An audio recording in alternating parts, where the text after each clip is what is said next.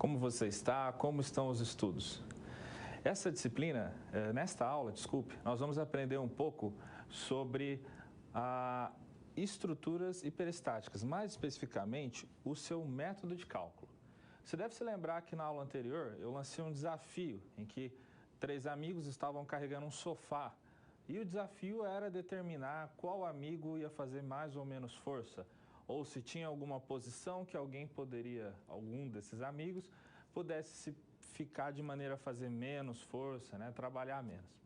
Bom, para resolver esse problema, é a mesma solução que nós temos para uma viga de uma estrutura, para um pórtico hiperestático, enfim, para uma série de estruturas às quais nós temos mais reações do que a quantidade necessária para o equilíbrio dessa estrutura. Então, nessa aula, a gente vai entender um pouco mais desse conceito. Vamos ao quadro, então? Bom, esta é a nossa segunda unidade e você vai aprender o que a gente conhece por método das forças, método dos esforços e o método dos deslocamentos. Então, nós vamos entender como eu posso usar esses conceitos para avaliar uma estrutura. Então, retomando aquela situação, nós temos alguns amigos aqui carregando um sofá. Se eles carregam um sofá em dupla, é fácil de você perceber que 50% do peso vai para um amigo, enquanto 50% vai para o outro. No entanto, quando nós temos 3 amigos, a divisão ela não é por 1/3, não vai 33 para cada um. Ao contrário, esse amigo aqui, central, ele vai ter um valor maior de carga. Algo em torno de 60%, 70%, talvez até 40%, 50%, enquanto os outros vão ficar com 25%, 30% e assim por diante. Essa proporção de divisão vai depender da posição de cada colega, de cada amigo e da força de que cada um consegue suportar. Se de repente ele atingir o limite de força que ele consegue, essa força vai ser redistribuída e os outros amigos vão acabar carregando. Então, esse problema é um problema que depende dos conceitos de rigidez e da própria geometria e vinculação da nossa estrutura. Sempre que a gente está tentando resolver uma estrutura hiperestática, nós vamos acabar precisando entender um pouco das suas deformações, como que essas estruturas se comportam. E para entender como que uma estrutura vai se comportar e saber qual o valor de cada reação, nós vamos precisar relembrar os conceitos lá de deformação numa estrutura. Então, quando eu tenho uma viga, por exemplo, e nós aplicamos um momento fletor, ela vai se deformar, nós vamos ter uma flecha aqui para baixo. Quando nós aplicamos uma torção nela, nós vamos ter uma rotação aqui, que também vai provocar uma deformação. Então, cada esforço vai provocar uma deformação na nossa estrutura e, portanto, cada força agindo sobre ela vai ter uma respectiva deformação associada. No quadro, a gente pode relembrar os conceitos que a gente utiliza para calcular isso. Então, por exemplo, quanto ao esforço normal, nós podíamos calcular lá da resistência dos materiais como sendo a integral da normal dividido pelo EA. O momento fletor, a integral do nosso momento dividido pelo EI, que é a nossa rigidez da flexão, para cada elemento ds. E também podemos usar a nossa equação diferencial da elástica para tentar determinar as deformações que ocorreriam nessa estrutura. Outro ponto muito importante é o cálculo dos esforços nessas estruturas. E para você poder determinar, então, as suas deformações, é necessário conhecer os esforços. O cálculo dos esforços em uma estrutura, ela é feita através do método dos pontos e o método das seções. Vamos ao quadro? O método das seções, você estabelece uma seção para um determinado trecho, uma seção distante aqui de um ponto, então uma seção S1 distante a uma distância X, e você então calcula os esforços em função dessa posição genérica X. Você vai chegar então em equações que vão te determinar o esforço em cada trecho da estrutura. Enquanto no método dos pontos, você vai calcular o momento em determinado ponto. Então, você vem aqui no ponto A, o momento agindo sobre ele é 0.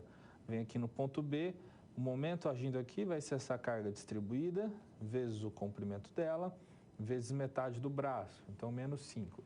Dessa maneira, você, quando está avaliando uma estrutura, precisa sempre lembrar e saber calcular os seus esforços para poder entender o seu comportamento em termos de deformação e poder, então, calcular, resolver uma estrutura hiperestática.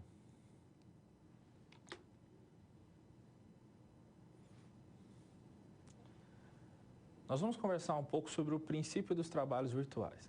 Basicamente, qualquer estrutura, ela se comporta como uma mola. Então, quando você comprime ela, ela vai se deformar. Quando você aplica um momento, nós vamos ter deformações associadas ao momento. Semelhantemente a uma mola, um elástico. Quando você estica o elástico, ele vai absorver ali uma energia elástica. Então, da mesma maneira, as deformações estruturais, essa deformação aqui que a minha viga teve, ela fica associada a uma energia interna do nosso elemento, uma energia potencial elástica que nós teremos aqui em função dos esforços internos atuantes nessa estrutura. A partir então dessa energia, desse trabalho que uma determinada força provoca na nossa estrutura, é possível estabelecer alguns conceitos. Vamos ao quadro? Então, quando você aplica o trabalho em uma mola, essa vai armazenar certa quantidade de energia, assim como uma estrutura. São conceitos análogos. Antes de eu aplicar a força, a mola fica parada. Quando eu aplico a força, nós temos uma pequena deformação, tanto na nossa estrutura quanto na nossa mola. Então, essa deformação aqui, a força vezes esse deslocamento, é um trabalho realizado sobre essa mola. Semelhantemente, aqui na nossa estrutura, nós temos um trabalho realizado. Basicamente, então, nós podemos atribuir que o trabalho realizado externo a uma estrutura vai ser igual ao trabalho absorvido pelas forças internas. O princípio dos trabalhos virtuais, ele vai dizer para nós que se eu tenho dois sistemas de forças agindo sobre uma determinada estrutura, nesse exemplo aqui, os sistemas de forças externas e aqui as forças internas, o trabalho que ocorre no sistema de forças 2, por exemplo, em função de uma deformação em 1, ele é igual ao trabalho que ocorre no sistema de forças 1 em função de uma deformação que foi causada por 2. Ou seja, tentando trazer isso um pouco mais prático, né? Vamos pegar uma situação do dia a dia. Você entrou para dirigir, você e seu irmão vão de carro até um determinado local. Você sentou, entrou primeiro no carro. Você sentou, o seu assento ele deu uma baixada. Quando seu colega, seu irmão entra, o seu assento também vai se deslocar. Basicamente, mesmo quando o seu irmão, que é o segundo sistema de forças, entrou, ele provocou uma deformação naquele sistema, naquela estrutura. E você que já estava ali parado, movimentou-se. Então, força vezes um deslocamento, trabalho. Você realizou um trabalho. Basicamente, esse trabalho, ele seria o mesmo valor do que se o processo fosse invertido. Se o seu irmão tivesse entrado primeiro e você entrado depois, provocasse uma deformação nele. Então, a deformação, o trabalho de um sistema de forças em função de deformações do sistema de forças 2 é a mesma coisa que o trabalho do sistema de forças 2 em função de uma deformação em 1. Pode parecer um pouco confuso, mas a partir desse teorema a gente consegue concluir que o trabalho que é realizado por uma força externa da estrutura é igual ao trabalho que os meus esforços internos vão realizar e vão absorver, então, essa energia, esse trabalho em forma de energia. Vamos no quadro entender esse conceito? Então, as forças externas seriam o somatório das nossas forças vezes os seus respectivos deslocamentos que teríamos em cada um dos pontos. E nas forças internas seriam os esforços vezes seus respectivos deslocamentos internos.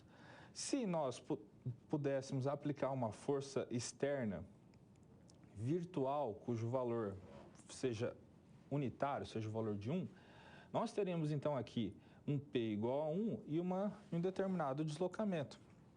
E isso é a mesma coisa que os meus esforços internos vezes o deslocamento de cada esforço. Ou seja, a partir desse artifício matemático, nós podemos tentar estimar o deslocamento em estruturas. Eu posso aplicar uma força unitária e quando eu aplicar essa força unitária, eu teria um deslocamento ali associado. Esse trabalho é igual ao trabalho dos esforços internos da minha estrutura. Então, eu consigo calcular esse deslocamento a partir desse conceito. Vamos no quadro para a gente entender um pouco mais como que isso é feito. Então, a energia de deformação interna da nossa viga, do nosso pórtico, ela é igual à soma das energias de deformação de todos os seus esforços internos. Isto é, esforço normal, esforço de momento fletor, cortante, torsor e assim por diante. Por que assim por diante, professor? Porque nós podemos ter outras energias internas, como, por exemplo, uma energia associada à temperatura, uma energia associada à cristalografia do material, enfim. Então, existem outras energias aqui que, para nós, nós vamos acabar desprezando elas para um fim, para poder, para a gente poder fazer essa conta, essas outras parcelas têm um valor muito pequeno. Então, a gente costuma aproximar elas a valores pequenos e daí eu excluo ela do nosso problema. Então, a gente vai ficar com a maior parte da energia, que é a energia elástica, em função dos nossos esforços. No quadro, a gente pode entender que eu teria, então, uma deformação associada ao esforço normal, ao fletor, ao cortante e ao torsor. E eu faria, então, a integral do meu esforço com o meu determinado deslocamento. Então, o momento com a sua rotação, normal com o deslocamento, cortante com a variação aqui do H, e assim por diante.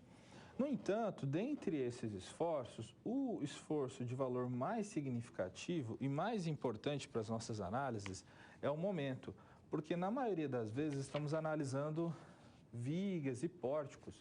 Então, são estruturas cujo esforço fletor ele é predominante. Se eu estou avaliando uma treliça, nós podemos utilizar do esforço normal. Como a maioria das vezes temos as nossas vigas e pórticos, nós vamos proceder à avaliação aqui com o momento fletor. Então, eu posso aproximar 1 vezes o nosso delta, nosso deslocamento, como sendo a integral do nosso momento M' com o seu dθ. E lá, da equação da elástica, a gente pode relembrar que o dθ é o nosso momento de x dividido pela rigidez, a flexão dx. Sendo assim, eu posso aproximar esse deslocamento como sendo a integral do nosso M', certo? Seria o esforço aqui interno, vezes o nosso mx, dividido pelo EI, vezes o dx. Então, para eu calcular o esforço numa estrutura em função, utilizando-se do PTV, eu vou aplicar uma força unitária na direção do deslocamento, que vai provocar um momento aqui, um momento M', em alguns livros você vai encontrar a notação M', na direção do deslocamento que eu pretendo calcular. Então, nós vamos ter um momento fletor que é oriundo da própria condição da estrutura e um que é em função desse deslocamento, dessa força unitária. A partir disso, você consegue estimar esse deslocamento e então calcular como que a sua estrutura se deforma. Isso é muito útil para você avaliar o comportamento da estrutura e também é muito útil para você poder resolver uma estrutura hiperestática, porque em estruturas hiperestáticas você não consegue resolvê-las utilizando-se apenas das equações da estática. É necessário uma equação de compatibilização das deformações, daí a necessidade de entender o princípio dos trabalhos virtuais.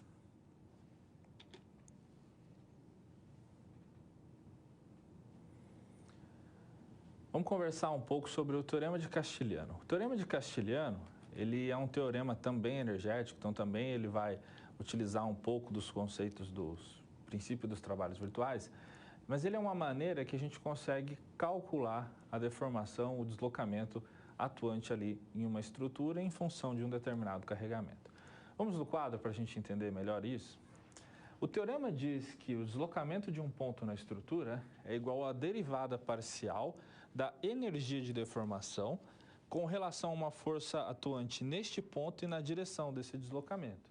Ora, a nossa energia interna da estrutura, ela não era igual ao trabalho, e o trabalho não é a força vezes a distância. No caso, quando eu tiver um deslocamento, esse deslocamento vai ser numericamente igual à distância que a força vai percorrer. Então, basicamente, o que o nosso Teorema de Castiliano faz, ele passa aqui a nossa força F dividindo. Então, eu tenho aqui uma determinada energia interna. Se eu dividir ela pela força atuante ali, ela vai ser igual ao nosso deslocamento. Ao rigor matemático, o nosso deslocamento ele não é simplesmente dividir a energia pela força. Por quê? Porque nós temos que considerar a variação infinitesimal dessas grandezas, certo? Então, basta eu pegar a minha energia e derivar para essa determinada força P. Então, eu coloco aqui uma força P, vamos então derivar a energia interna dessa estrutura para essa determinada força. Então, o nosso deslocamento é ΔU, ΔP. ΔU, a nossa energia interna, pode ser calculada pela integral aqui do nosso momento, vezes o momento em função da nossa força P, dividido aqui pelo nosso EI. Então, a integral de toda essa equação, nós vamos chegar numa equação como esta daqui. Fazendo a diferenciação, se você observar aqui, o que nós temos? Quais dessas grandezas aí realmente vão depender de P, certo? Ora, o M não depende do P, o EI não depende do P, esse coeficiente também não. Então, basicamente, eu posso entrar com esse operador diretamente na única função que é dependente de P, que é justamente aqui a nossa função M de P. Então, eu posso escrever esse deslocamento como sendo a integral de 0 até L do nosso momento, em função dos carregamentos externos atuantes na estrutura, vezes a derivada do nosso momento para P, uma força que eu estou atribuindo, colocando na minha estrutura, no ponto que eu quero calcular o deslocamento, vezes o dx dividido pela nossa rigidez à flexão, que é o EI, certo? Bom, esses conceitos, quando a gente pensa na matemática, às vezes sempre fica um pouco confuso, né? É comum que você tenha alguma dificuldade, vai relembrar alguns conceitos de cálculo, e isso pode acabar atrapalhando um pouco a gente entender. Então, a maneira mais fácil de você guardar esses conceitos é a gente fazer um exemplo.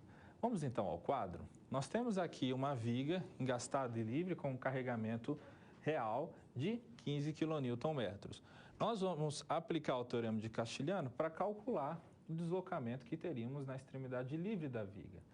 A viga ela iria deformar-se mais ou menos nesse sentido. Então, nós temos essa deformação aqui para calcular. Para fazer isso, nós vamos posicionar uma carga P exatamente na nossa extremidade. Vamos calcular o momento com a carga P e sem a carga P, fazer aqui a aplicação da fórmula, derivar e depois ver qual seria o resultado do deslocamento. Vamos na câmera de documentos, então? Aqui, olha, nós temos a mesma viga, né? E aqui nós temos a sua resolução. Para a gente poder aplicar esta fórmula, é necessário, então, ter os valores do momento escrito com uma função. Por isso, utilizamos do método das seções. Então, vou posicionar uma seção aqui, essa seção S, distante de uma distância genérica x até a nossa extremidade livre. Se fizéssemos, então, uma equação em função aqui, ó, faço um corte e olho para a direita, teremos menos 15x, ó, no sentido de rotação contrário a este sentido, menos 15x vezes o braço, que é x sobre 2. Então, menos 15x ao quadrado sobre 2. E menos a nossa força P vezes a distância, que é x. Sendo assim, a nossa função passa a ser menos 7,5x ao quadrado menos px. Tá bom? Então, vamos aplicar aqui na formulação do teorema de Castiliano. O nosso momento vai ser menos 7,5x ao quadrado menos px, e aqui nós vamos colocar ΔM e ΔP, que é a derivada desta função para P. A derivada desta função para P, ó, esse termo não depende de P, esse é o único que depende, então ela passa a ser menos x. Então, nesse ponto, vamos inserir menos x e aqui a nossa função. Fazendo a substituição, fica aqui menos 7,5x ao quadrado. Aqui o P ele não entra apenas o menos x, né? Porque o P é zero. Então, fica aqui o menos x. Faço a multiplicação, fica menos 7,5x ao quadrado vezes menos x, fica 7,5x ao cubo. Fazendo, então, a integral 7,5x à quarta sobre 4, variando de 0 até 8, que é o comprimento da minha viga, né? De 0 até 8. Perfeito? Sendo assim, eu posso calcular a minha deformação como sendo 0,0768 metros. Essa deformação, então, é importante que você consiga determinar ela para você poder resolver uma estrutura hiperestática através das deformações ou até mesmo calcular uma deformação para avaliar se uma determinada estrutura deformou-se, o quanto era para deformar, ou se ela passou dos seus limites de deformação.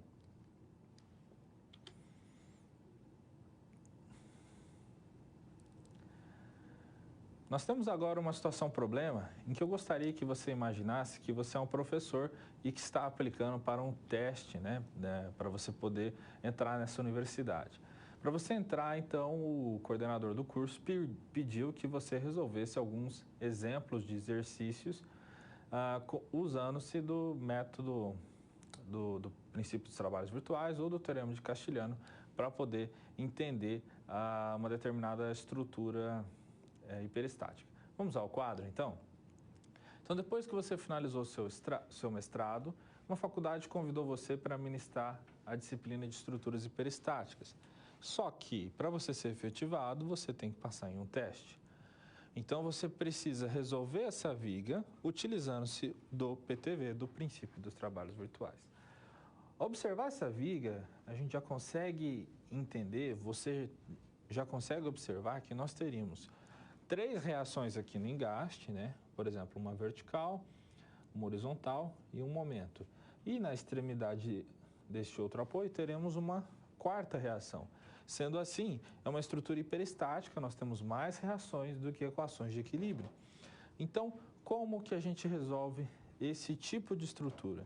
E como é que o PTV pode nos ajudar nesse sentido? Bom, a ideia é que para eu resolver essa estrutura, eu vou separar esse problema em 2.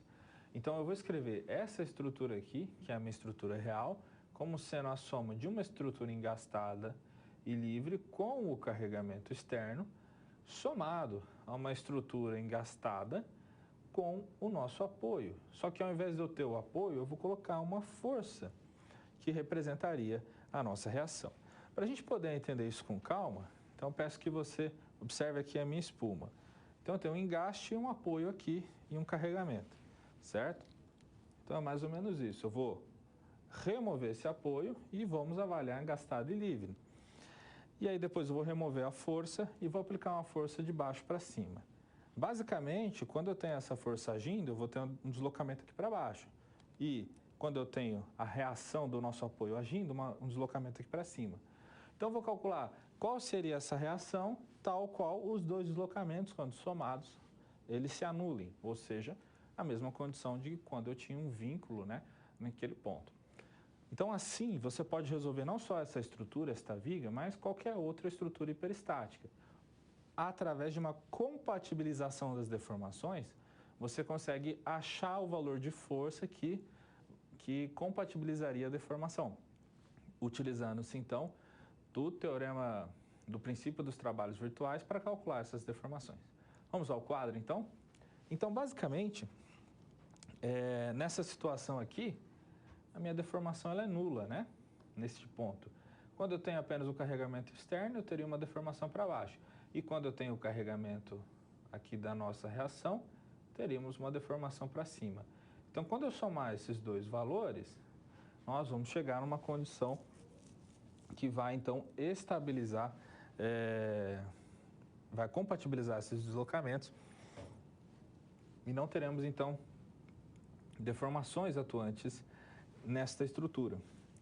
Então, esse deslocamento aqui, ΔZ, que é para baixo, quando somado aqui com ΔI, que é para cima, eles precisam retornar à condição original aqui, que era 0. Então, essa é uma das maneiras que você pode utilizar para resolver essas estruturas. Existem também outros métodos que você também pode estar utilizando, mas todos eles vão, na verdade, basear-se nos conceitos do princípio dos trabalhos virtuais, que é justamente esse balanço de energia e deformações atuantes numa estrutura.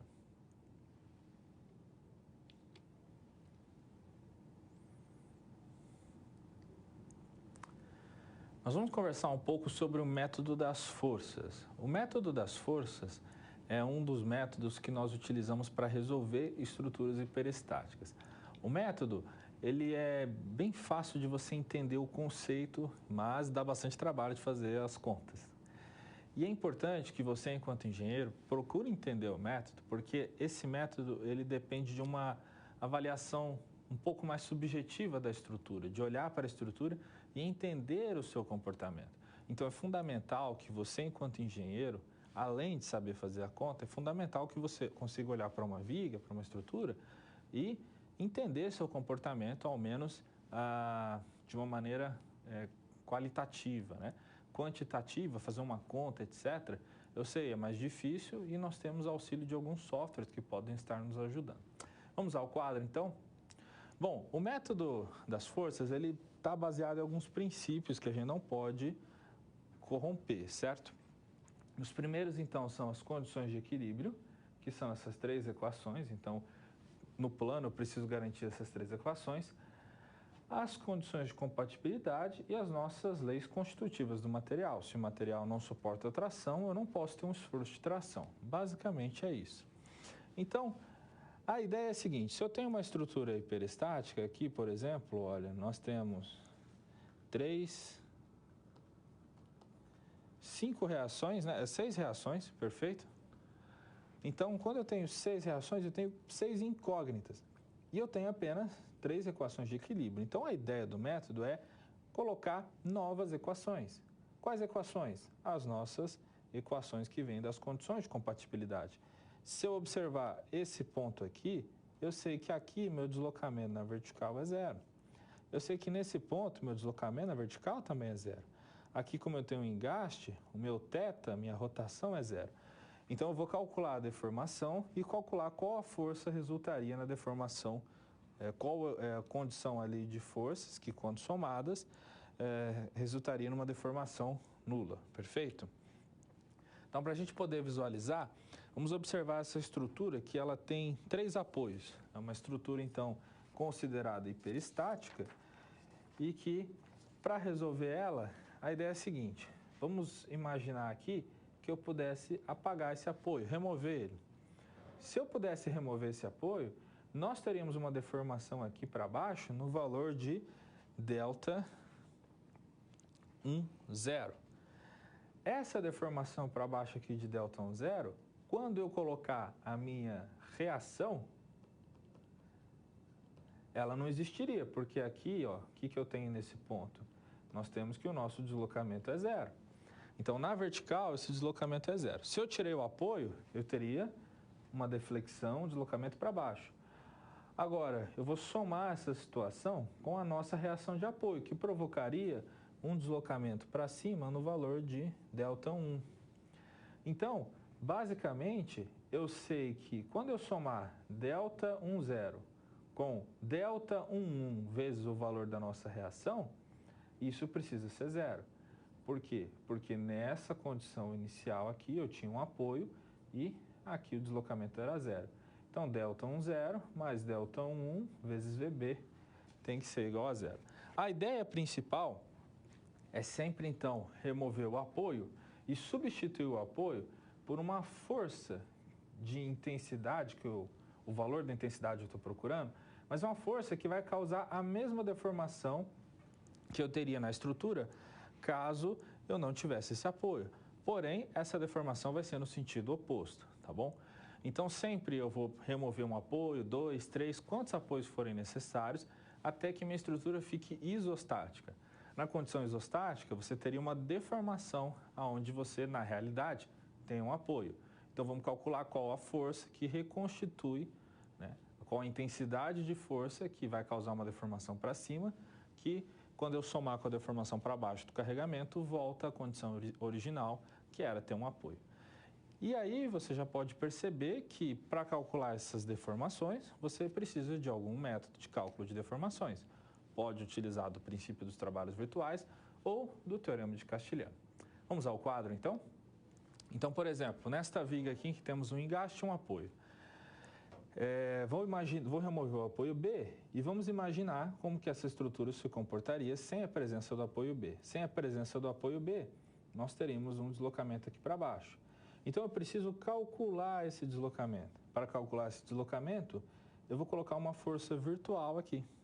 Então, eu vou combinar nosso carregamento real com a nossa força virtual para calcular o quanto seria esse deslocamento, que seria esse primeiro delta 11 aqui para baixo.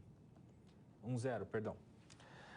E depois nós vamos colocar o carregamento real, que é a nossa reação aqui, a reação, e eu vou combinar ela com uma força aqui para cima, justamente para calcular o quanto seria essa deformação ΔI que ocorre na nossa estrutura.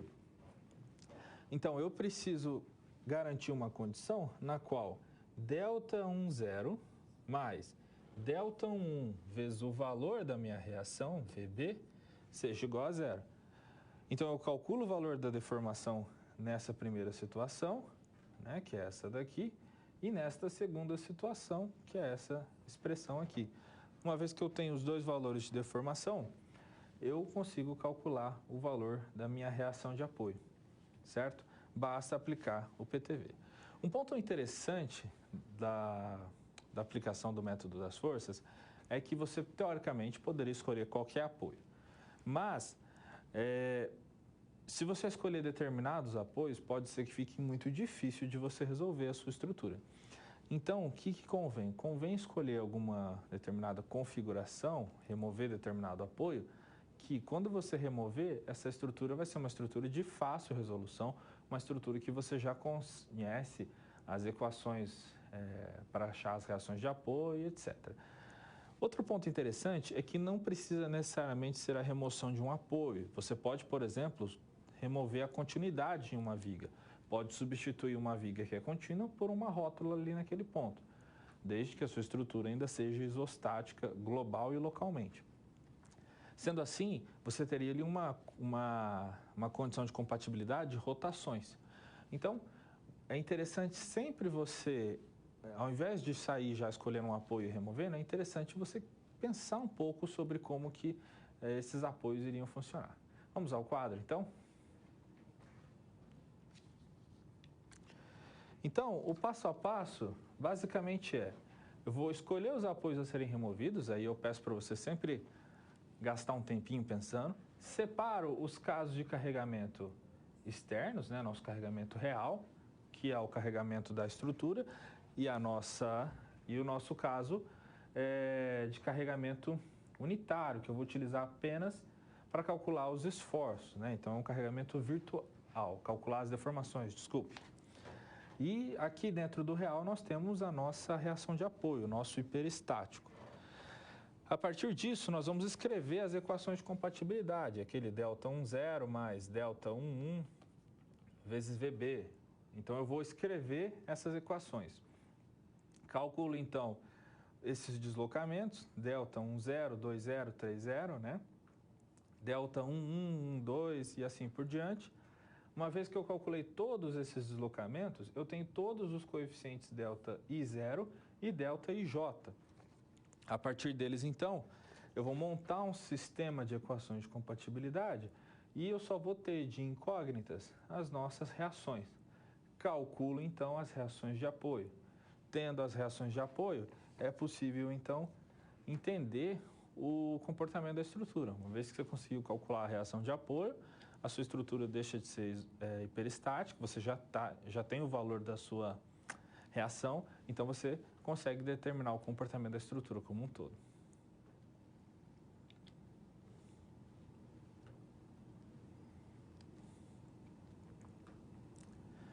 Agora nós temos um momento de interação. Então, se teve algum conceito que eu acabei falando rápido, que talvez acabei atropelando alguma palavra, primeiro eu quero deixar esse momento aberto para você, então, encaminhar a sua dúvida, que eu posso utilizar esse tempo para a gente rever esses determinados conceitos.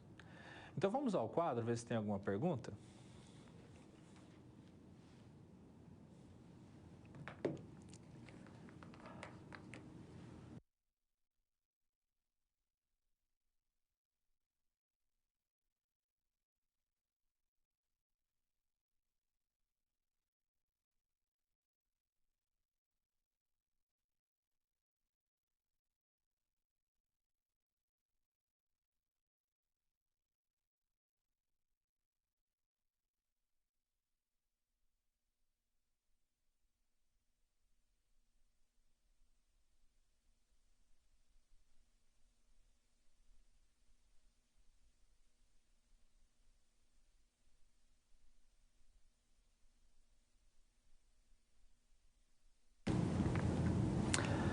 Não foi encaminhada nenhuma pergunta. Se você não entendeu algum desses conceitos, pode estar encaminhando ainda a sua pergunta, que ao final da aula nós também temos um tempo para interação. Eu quero aproveitar esses minutos para que a gente possa resolver a mesma viga que resolvemos pelo princípio pelo teorema de Castiliano, que calculamos a deformação. Lembra aquela viga engastada e livre? Vamos resolver ela pelo princípio dos trabalhos virtuais, para a gente poder observar se chega nos mesmos resultados. Vamos à câmera de documentos, então? Aqui nós temos, então, a mesma viga, uma viga engastada e livre, a qual nós vamos utilizar o princípio dos trabalhos virtuais para tentar resolvê-la. Para resolvermos essa viga, vamos aplicar, então, uma força unitária na extremidade, a qual permita eu calcular a deformação, tá? Então, eu vou separar aqui o meu carregamento real do meu carregamento unitário, meu carregamento virtual. Esse carregamento ele vale 1 e eu estou colocando só para calcular essa deformação. Perfeito? Então, vamos calcular as equações aqui para ambos os casos. No caso do carregamento real, a equação que vamos calcular, a gente coloca aqui a nossa seção, olho para a direita, nós temos essa carga distribuída. Coloco o alfinete aqui, ó. Essa carga distribuída tende a rotacionar nesse sentido, que é contrário à nossa notação. Então, fica menos a carga distribuída, vezes o seu comprimento, que é x, vezes o seu braço de alavanca, que é x sobre 2. Então, nós temos que o momento atuante nessa seção genérica x é menos 7,5x ao quadrado. Já no caso do carregamento unitário, o nosso momento sempre vai ser aqui, ó, coloco o alfinete, x tende a rotacionar assim, contrário à nossa notação. Então, vai ser menos 1, carga unitária, vezes x, menos x. Tendo, então, essas duas equações, nós vamos aplicar aqui nas equações do princípio dos trabalhos virtuais. Então, vou aplicar aqui meu momento do carregamento unitário e meu momento que vem do carregamento real. Substituo aqui menos x e substituímos aqui menos 7,5x ao quadrado. Faço a multiplicação, fica 7,5x ao cubo. 7,5x ao cubo, faço a integral, fica 7,5x à quarta sobre 4. Se eu substituir aqui o valor do EI, do nosso exercício, nós vamos ter então o valor de 1 vezes 10 à quinta. Então, o resultado fica 7,5 vezes 8 elevado à quarta, dividido por 4, dividido por 1, com 5 zeros. Opa, aqui faltou um zero. Tá bom? Então, é o mesmo resultado que tivemos no exercício anterior. Então, ambos os métodos, eles são complementares. Eu posso utilizar tanto o princípio dos trabalhos virtuais para calcular uma estrutura, uma determinada deformação, como posso utilizar o teorema de Castiliano para estar calculando essas determinadas deformações. É interessante também que algumas estruturas que se repetem bastante, existem algumas tabelas já resolvidas. Então, uma viga engastada e livre, uma viga biapoiada, são estruturas típicas que nas tabelas você pode encontrar quais equações para calcular a deformação em função do vão, carregamento e assim por diante.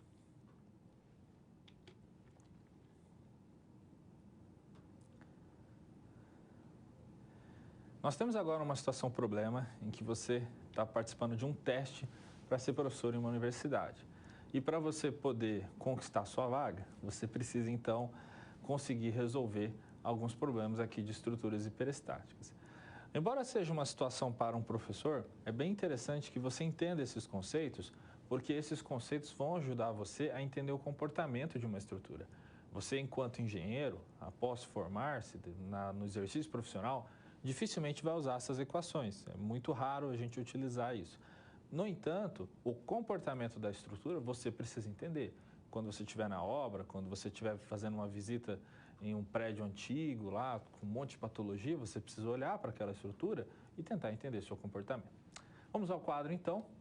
Então, depois de terminado seu mestrado, uma faculdade convidou você para dar as aulas de estruturas hiperestáticas. Mas, para você ser efetivado, você precisa resolver uma estrutura hiperestática, tá bom? Então, como é de se esperar, você tem aí uma determinada viga e que você precisa aplicar o método das forças nessa viga, certo? Bom, vamos olhar para essa viga e vamos tentar entender o comportamento dela antes de iniciar o exercício. Então, quando você olha para essa estrutura, como que ela se comportaria? Aqui você tem um balanço, você tem um apoio, volta aqui para o apoio e aqui. Então, mais ou menos, esse é como a sua estrutura vai se deformar. A gente espera, então, ter esforços de tração aqui nessa região, esforços de tração nessa região, tração aqui e tração aqui. Então, nosso diagrama de momento fletor vai ter mais ou menos esse formato aqui, tá? A gente pode também observar que ela não é simétrica, né? Então, ó, o nosso apoio não está exatamente no centro aqui do vão. Isso também vai influenciar na distribuição das reações. Para aplicar o método, nós vamos então, primeira coisa, escolher os apoios a serem removidos. Lembrando que a escolha do apoio, se ela for uma escolha infeliz, você vai ter bastante dificuldade para resolver. Vamos separar os casos de carregamento real e o carregamento unitário, que é apenas para calcular as deformações. Vamos escrever os sistemas de equação de compatibilidade, na sequência determinar delta I zero e delta IJ. Posteriormente, calcularemos as reações de apoio e os esforços internos solicitantes da estrutura. Bom, para resolver essa estrutura, eu escolho remover o apoio C. Professor, poderia remover o apoio B? Sim, sem problema. Eu acho que o apoio C vai ser mais fácil. Vamos à câmera de documentos? Bom, aqui nós temos a viga e o passo a passo para nós fazermos. Bom, eu imagino que quando remover o apoio C, nós vamos ter uma deformação aqui para baixo do valor de delta 10. Perfeito? Essa deformação na vertical para baixo, ela precisa ser anulada pelo caso aqui que nós teríamos a nossa reação VC. Eu não posso simplesmente remover o apoio, né? Eu tenho que somar uma viga sem apoio e uma viga com a reação aqui, como se fosse uma força externa VC.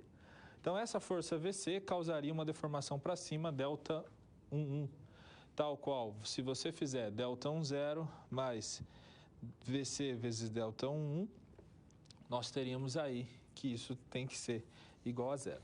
Então, eu vou resolver calcular essa deformação e essa deformação delta 1.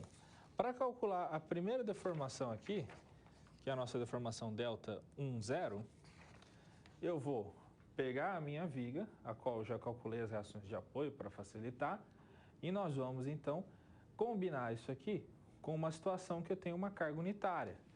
Lembra-se do princípio dos trabalhos virtuais? Eu posiciono uma carga unitária no ponto e na direção que eu quero calcular o deslocamento. Então, eu quero calcular o deslocamento no ponto C, que não é exatamente no meio, coloco o valor de 1 lá, ao qual eu também vou ter essas reações já calculadas para a gente poder acelerar um pouco. Tá bom? Então, vamos lá. Trecho DC, ó, trecho do ponto D até o ponto C. O nosso momento aqui seria quem? A nossa reação, tá vendo? Vezes o x. Então, a reação é 0,571 vezes a distância x no sentido positivo, nosso sentido da nossa anotação. E no trecho CB, ó, aqui nessa para cá. Novamente, sentido positivo, porque eu estou olhando para a esquerda, né? 0,428 vezes x. Vamos fazer agora do carregamento externo.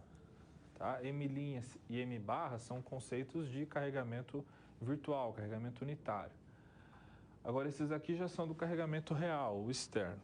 Bom, para calcular a reação, então, eu venho aqui no meu trecho DC, faço o corte e olho para a direita. Olhando para a direita, nós temos esta carga distribuída e esta reação. Essa reação tende a rotacionar no sentido positivo e a carga distribuída no sentido negativo. Então, fica mais a reação D menos a nossa carga distribuída, que é Q vezes o comprimento, que é X, vezes X sobre 2, que é o braço. Então, Q vezes x sobre 2. QX vezes x sobre 2. Sendo assim, aplicando os valores, fica 39,71x menos 6x, porque era 12, né? 12 dividido por 2, 6x. Faça a mesma coisa agora para o nosso trecho BC. No trecho BC, a gente coloca aqui uma seção e olha para a esquerda, tá bom? Olhando para a esquerda, de 0 a 4, nós temos então quem?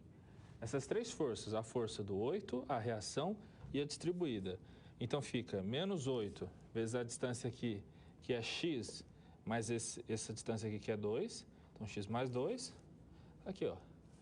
Reação nesse sentido, mais 52,3, que é a nossa reação, vezes o x, que é essa distância, e menos a carga distribuída, que é menos 6x ao quadrado. Chego então nessas duas equações. A partir dessas equações, então eu vou fazer para cada trecho. Vamos fazer a integral de 0 até L, até o comprimento total da nossa viga, tá? Então, ó, vou integrar esse trecho com esse trecho, integralmente. Então, fica a nossa primeira equação, o trecho de 0 até 4, e depois o trecho de 0 até 3. Primeira equação, 0,428 vezes aqui essa equação.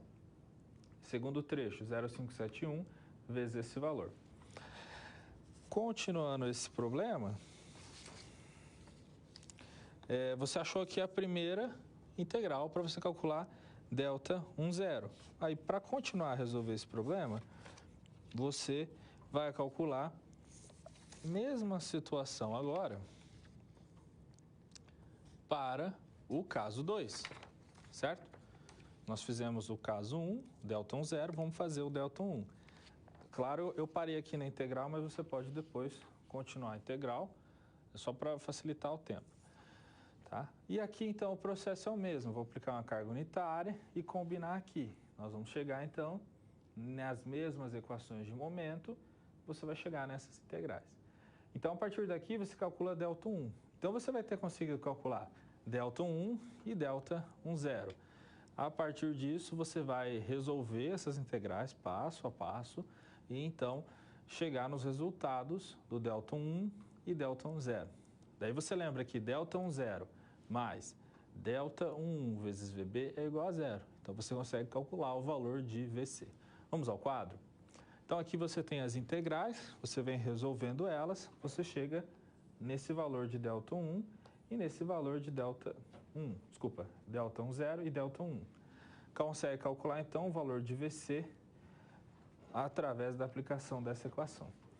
É interessante também, sempre a gente tá relembrando, que aqui são integrais, eu estou ensinando o processo mais analítico que vai servir para qualquer estrutura. Mas existe uma tabela, a tabela de Kurzbauer, que vai permitir você acelerar esse processo. Quando você tem uma viga que tem certas condições que se repetem, você pode fazer algumas integrais que já tem tabelado na tabela de Kurzbauer. Também é interessante você procurar entender isso com calma depois. No quadro, então, a gente pode ver aqui o resultado. A partir daqui você tem a reação, que é 46,90, e você consegue, então, calcular os demais valores de esforços que a gente tem nessa estrutura. Tá bom? Então, nós temos aqui, só para não deixar vocês sem ter o diagrama, nós temos basicamente esse diagrama de esforço aqui. Aqui é o valor de 16, aqui é de 12, 9,6 e 7,1, que é bem próximo do que a gente tinha estimado inicialmente. Você também pode observar a resolução passo a passo para tentar entender com calma esses conceitos. Então, assim você consegue resolver uma estrutura hiperestática e conseguiu a sua vaga como professor da disciplina.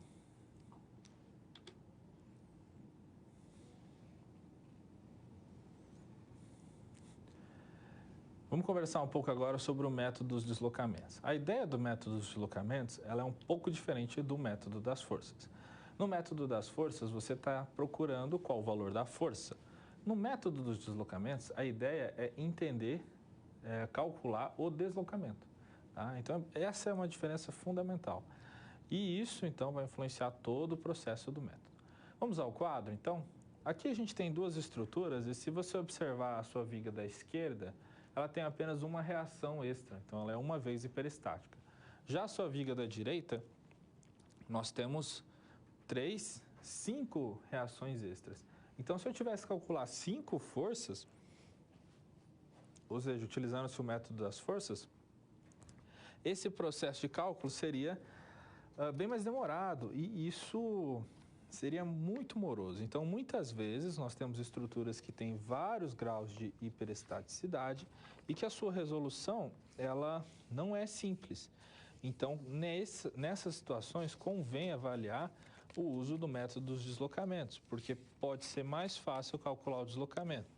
Observa que nessa estrutura, se eu calcular essa rotação, eu consigo determinar o quanto de força está indo para cada um dos apoios e calcular essa viga, tá? Então, o método dos deslocamentos, ele começa de algumas perguntas, né? Quais são os deslocamentos de cada nó? Quando eu olho para esse pórtico, esse nó ele pode movimentar-se, x em y, pode rotacionar, o nó da direita também pode rotacionar e movimentar x e y, e assim por diante. Então, o método, ele propõe que você avalie, primeiro, separadamente, cada um desses deslocamentos e depois faça uma avaliação do comportamento em conjunto. Por quê? Quando você vai ter uma dessas deformações, uma rotação, um deslocamento, isso provoca um esforço nos outros nós da estrutura. Basicamente, então, você tem uma situação inicial, imaginando que a estrutura não se movimente absolutamente nada, em que você teria esforços em função do carregamento externo. Na sequência, você empurra, provoca um deslocamento, provoca uma rotação. Todas as deformações que você teria nesses nós, você vai provocando elas. E isso provocaria esforços nos outros nós. Então, você vai calcular quais valores desses deslocamentos que você está impondo à sua estrutura vão resultar no equilíbrio de cada um dos nós, somando-se os esforços que teríamos em função do carregamento externo e os esforços que teríamos em função de cada uma desses deslocamentos. Parece um pouco confuso, mas quando a gente mostrar o passo a passo vai ficar mais fácil de entender. Vamos ao quadro? Bom, observando aqui então, nós vamos pegar a estrutura original, eu vou travar ela, travar todos os nós que podem movimentar-se e quando eu travo a minha estrutura, eu vou tentar entender como ela se comporta. Então, eu vou ter esforços, momentos, reações que ocorreriam na estrutura se ela fosse completamente travada. Depois, eu vou liberar um dos deslocamentos, nesse caso aqui, deslocamento horizontal, e vou aplicar um deslocamento unitário. Quando eu aplico esse deslocamento unitário, eu vou ter o surgimento de momentos aqui, esforços normais e etc. Faço a mesma coisa para um deslocamento unitário na vertical. Eu vou ter momentos, esforços normais, etc. Faço a mesma coisa para uma rotação unitária D3, que também vou ter provocação de momentos e outros esforços nos outros nós.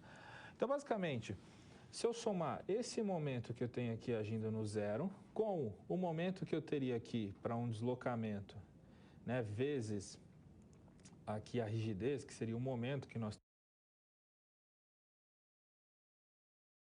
2 vezes a rigidez 2 e assim por diante, eu vou estar avaliando o equilíbrio do meu nó. Então, eu estou procurando quais valores de deslocamento vão reconstituir a condição de equilíbrio da minha estrutura.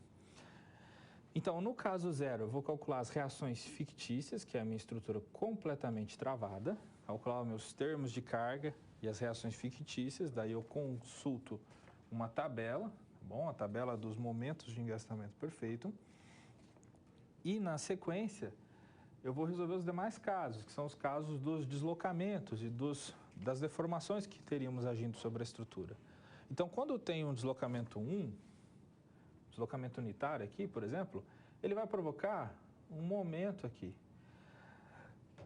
Esse momento é exatamente o valor da rigidez. Você deve se lembrar lá do conceito de rigidez, que quando você tem força igual uma determinada rigidez vezes deslocamento, quando você tem aqui um deslocamento D igual a 1, exatamente o valor do momento, o valor da força que vai surgir, ele é numericamente igual à nossa rigidez.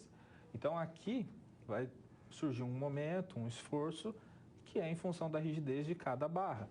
Dessa barra aqui, dessa barra, se tivesse uma outra barra chegando no nó da outra barra e assim por diante. Então, para avaliar o esforço que vai surgir aqui, eu preciso saber da rigidez de todas essas barras, certo?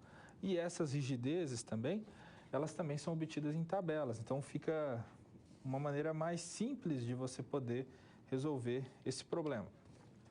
Então, nós vamos aqui aplicar o somatório dos momentos, por exemplo.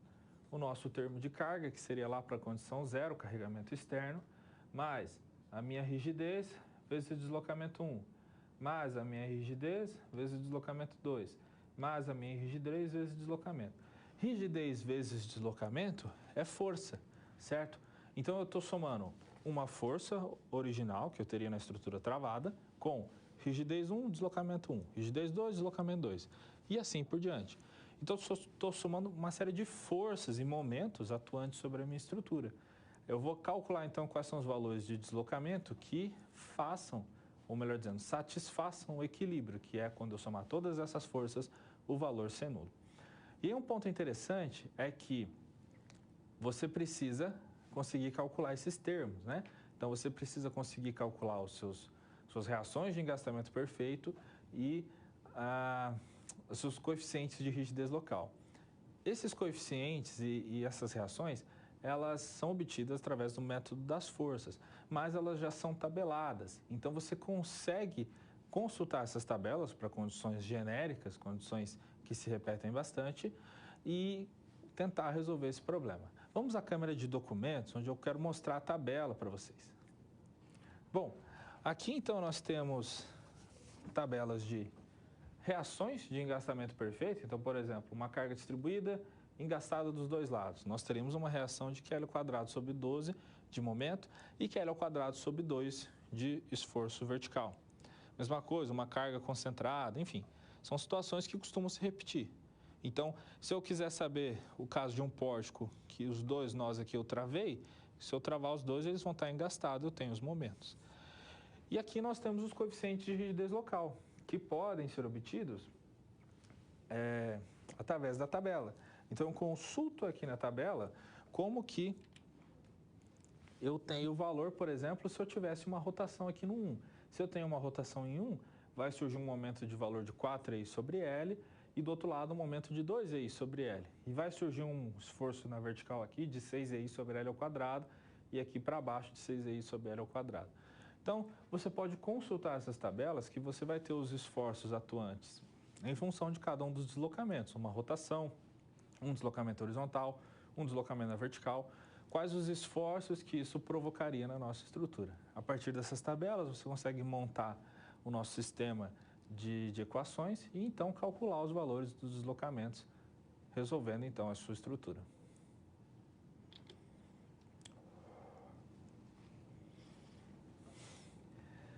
Vamos conversar um pouco sobre a diferença entre o método das forças e o método dos deslocamentos. Esses dois métodos são os principais métodos que utilizamos para resolver as nossas estruturas. O método das forças, ele procura obter forças e o dos deslocamentos procura obter deslocamentos. Os dois métodos são muito bons e ambos devem chegar no mesmo resultado. Se você fez pelo método das forças, você vai calcular uma força, certo? E se você fez pelo dos deslocamentos, você vai calcular um deslocamento. Só que no final, o esforço, o comportamento da estrutura deve ser o mesmo, ele não depende do método, tá bom? Qual que é melhor, qual que eu devo usar, qual que eu não posso usar? Você pode usar os dois conforme for mais conveniente. O método das forças, ele é muito interessante porque você consegue visualizar o comportamento da estrutura. Como que essa estrutura comportaria se eu não tivesse esse apoio? Se eu removesse esse engaste, se o engaste fosse fixo, fosse um apoio fixo ou móvel? Então, você vai fazendo essas perguntas e tenta entender o comportamento estrutural, tá? Já o método dos deslocamentos, ele é um método mais expedito, por assim dizer, ele é mais prático. Então, você aplica as condições de deslocamento, o passo a passo dele, e você não precisa se questionar muito sobre o comportamento estrutural. O método dos deslocamentos, ele também, por causa desse processo dele, ele tem uma vantagem no sentido de uma implementação computacional. Se você quer fazer um programa de computador, é difícil você fazer o programa e entender o método das forças, porque tem esse caráter subjetivo. Já no método dos deslocamentos, quando eu falo caráter subjetivo, estou me referindo à escolha dos apoios, ok? Já o método dos deslocamentos, você consegue implementar de uma maneira mais fácil em um software. Vamos ao quadro, então? Então, como eu comentei, o método das forças obtém forças. O método dos deslocamentos obtém deslocamentos. Ambos os métodos utilizam-se da superposição dos efeitos. Isso é um ponto bem interessante. Se eu tiver alguma condição na qual eu não posso utilizar a superposição dos efeitos, nenhum dos dois métodos são válidos, tá?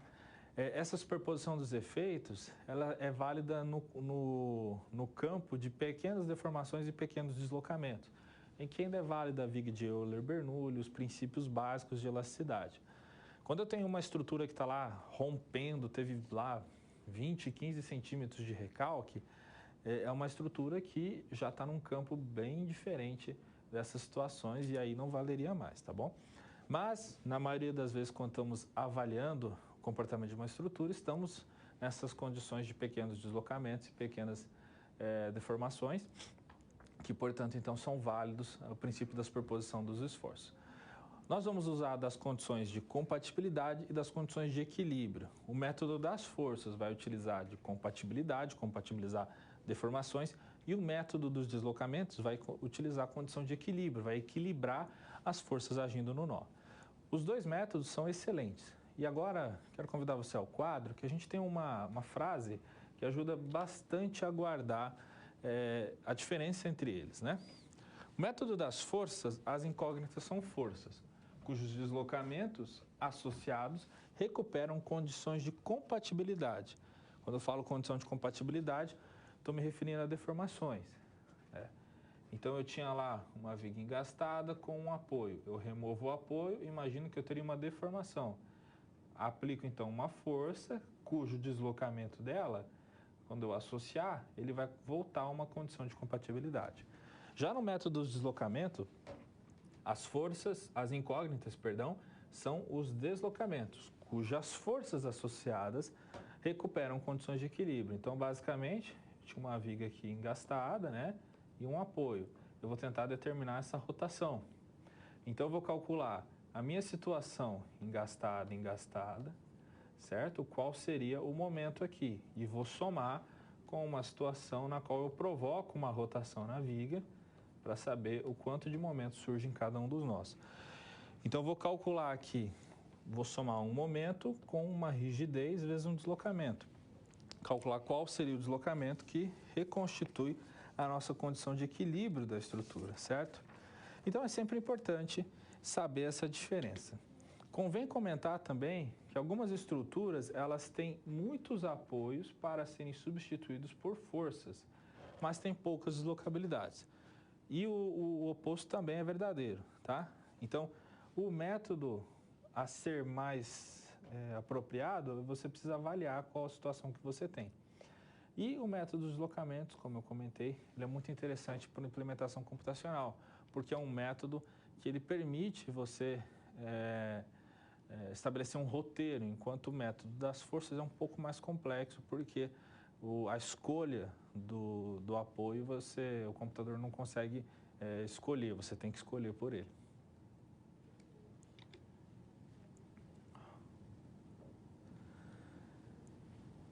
Nós temos agora uma situação-problema em que a gente precisa resolver uma estrutura hiperestática pelo método dos deslocamentos, achar suas reações de apoio, seus esforços internos solicitantes, enfim, determinar o comportamento da sua estrutura.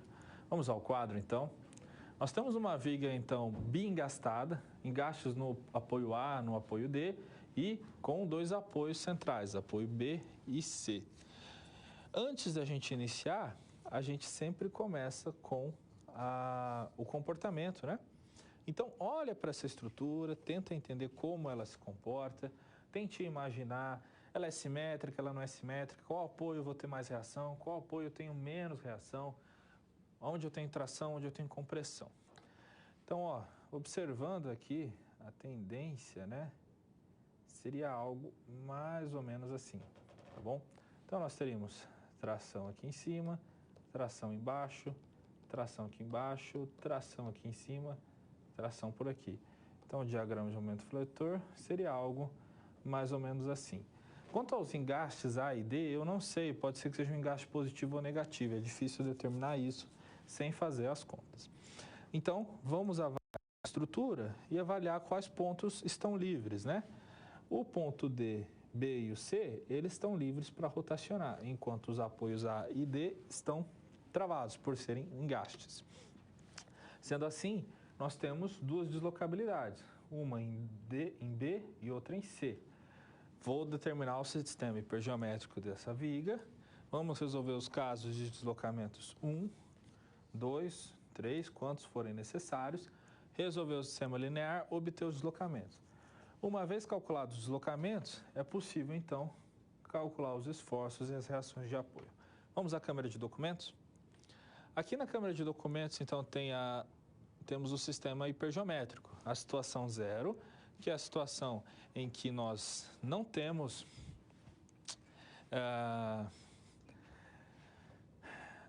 nenhuma rotação, a estrutura é perfeitamente engastada, a situação 1 que eu tenho uma rotação e a situação 2 em que eu tenho outra rotação.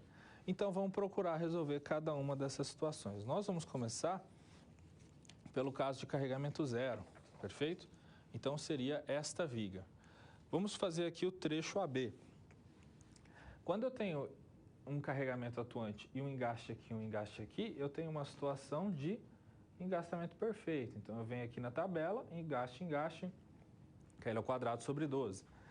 Então, nesse trecho AB, vai surgir um momento aqui de KL ao quadrado sobre 12. 6 vezes 2 ao quadrado sobre 12, 2 kNm nesse sentido. E do lado oposto, vai surgir a mesma coisa, só que com o sentido negativo, então menos 2. Repito esse processo para o trecho BC, CD e assim por diante. Vou fazer agora o BC com vocês.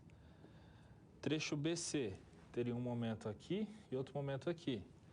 Vem aqui na tabela, ó, biengastado, carga distribuída.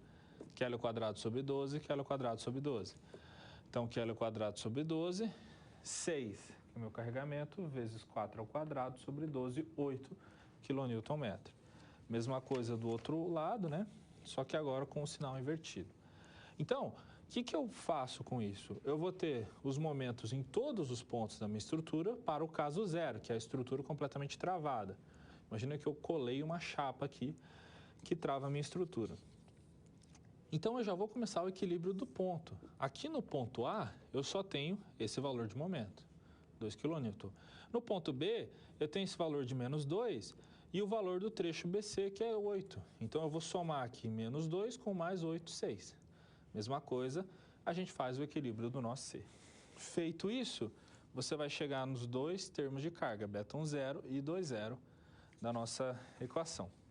Feito, então, o primeiro, você vai proceder com o segundo e com o terceiro. No segundo caso, nós temos aqui uma estrutura, certo? Em que você aplica uma rotação de 1.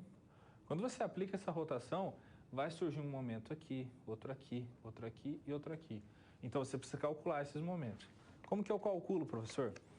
Através aqui dos coeficientes de rigidez local. Então, veja bem, quando você aplica uma rotação em 1, no ponto 1, onde ocorreu a rotação, surge um momento de 4i sobre L. E no ponto onde não ocorreu a rotação, no lado oposto, surge um momento de 2i sobre L. Então, aqui vai surgir 4i sobre L e do lado de cá 2i sobre L. Aqui 4i sobre L e 2i sobre L. Então, ó, momento AB, em função do caso 1, tá? Momento AB do lado de cá, 2i sobre L. 2 vezes o EI, que é 10 a quarta, dividido por L, que é 2. 10 a quarta kNm radiano. À direita agora, né, trecho AB ainda, mas agora do ponto B. Então, fica aqui, onde ocorreu a rotação, 4i sobre L, 4 vezes 10 a quarta, dividido por 2, fica 2 vezes 10 a quarta. Mesma coisa você vai fazer para o trecho BC. No trecho BC, ora, é esse trecho aqui. Você vai ter um momento deste lado e desse aqui um pouco menor, né? Você se lembra, ó, onde ocorreu a rotação, você tem 4i. Do lado oposto de onde ocorreu a rotação, 2i. Perfeito? Então, onde ocorreu a rotação? 4EI sobre L. 4 vezes o comprimento, 4 vezes o EI, né? Desculpa, que é 10 a quarta, dividido pelo comprimento, que é 4. Então, 10 a quarta kNm por radiano, tá? Mesma coisa para o trecho CB, que agora é meio, né? É 2 dividido por 4, que dá meio. Mas, professor, o que quer dizer isso aqui? Eu não estou conseguindo acompanhar, são muitos números. Vamos tentar entender o nó B, tá? Ora, quando eu tenho só a barra B, eu tenho uma dificuldade de rotacionar essa barra, que é o valor de 2 vezes 10 a quarta kNm por radiano. E quando eu tenho a barra BC, a dificuldade de rotacionar essa barra é de 10 vezes 10 a quarta kNm por radiano. Então, para cada radiano, eu vou precisar desse valor aí de momento para provocar um radiano de deformação. Então, para eu rotacionar o nó B, eu vou ter a dificuldade da barra A mais a barra B. Então, aqui nós vamos somar momento MBA. Opa, tá, o momento MBA não está aparecendo, desculpa. Momento MBA mais momento MBC. Então, fica 2 mais 10. Perfeito? Semelhantemente, você vai fazer aqui para o nó C. Só que no nó C eu tenho um momento aqui e do lado de cá é 0. Então, fica 0 mais 0,5, que vai dar esse valor. Você vai repetir esse processo agora para o caso 2, que é o giro unitário aqui. Então, provoca aqui as rotações, vê o que vai ter de momento, calcula esses momentos, chega nos coeficientes de rigidez, que são os nossos termos de carga, tá bom?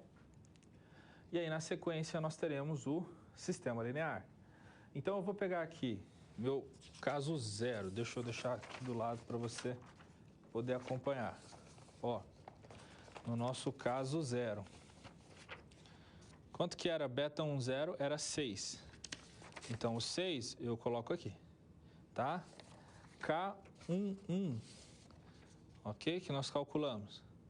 3 vezes 10 a quarta. Ó, o valor vem para cá.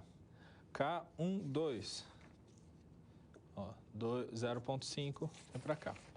Então, eu vou descrever as duas equações e vamos procurar quais os valores de deslocamento que conseguem garantir que isso aqui seja zero. Calculo, então, os valores aqui. No quadro, a gente vai poder entender melhor como que chegou nesse processo. Uma vez que você tem esses deslocamentos, você consegue calcular os esforços e resolver toda a estrutura, tá bom? Então, vamos ao quadro. Então, aqui tem o caso 0, o caso de giro unitário 1, giro unitário 2, tá? Aqui, novamente, você pode observar a resolução com mais calma e os nossos diagramas de momento, eles ficam dessa maneira aqui, ó. Tá bom? Aqui fica 3.2, 7.2, 6.7, 5.1, 1,7, tá? Então, esses são os esforços que nós acharíamos quando fôssemos fazer o passo a passo do cálculo dos esforços, e esse é o comportamento de uma estrutura. A partir, então, desse diagrama, o engenheiro consegue entender o comportamento da estrutura e ele vai conseguir calcular, dimensionar essa estrutura.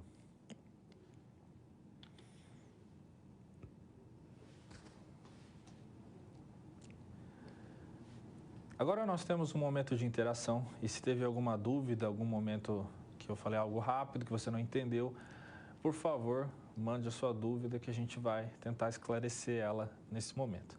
Vamos ao quadro, então.